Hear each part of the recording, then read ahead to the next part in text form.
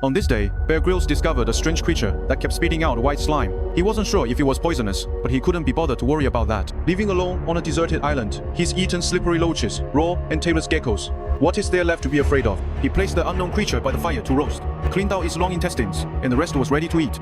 Fortunately, aside from the odd taste, he didn't experience any physical discomfort. But luck doesn't always last. A few days later, Bear Grylls discovered a type of taro plant that could provide carbohydrates. Bear Grylls used a stick to dig it up and tried a few bites, but unexpectedly got poisoned. His entire tongue became itchy and turned green, feeling as if it were being pricked by countless needles. He quickly rinsed his mouth with water.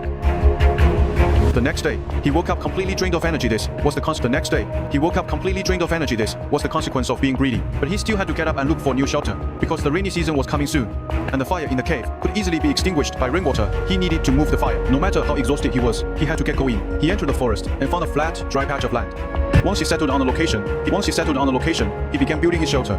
First, he had to cut trees. Without a sharp axe, he shook each tree to pull it down. After felling them, he stripped the bark and assembled the branches. The process was exhausting. For every 3 trees cut, he returned to the cave for tea and rest. Besides exhaustion, walking in hot weather meant he covered his body with mud for sun protection. Day after day passed, and every day he had to repeat the same mechanical tasks, cutting leaves, weaving, and tying things together. When he got bored, he would talk to the football he had found to ease his loneliness, until one day, utterly exhausted, he sat in the newly built house and realized he was still far from being able to move in. Feeling defeated, he finally broke down.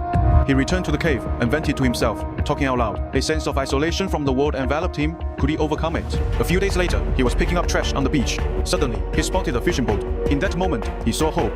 He no longer felt alone. His mood quickly improved, and he became energized in his work. While weaving the roof, he wore a constant smile. The island no longer made him anxious. Instead, it became peaceful and serene. At last, after 11 days, a small hut that could shelter him from the wind and rain was finally completed. Excitedly, he moved his fire to the new shelter.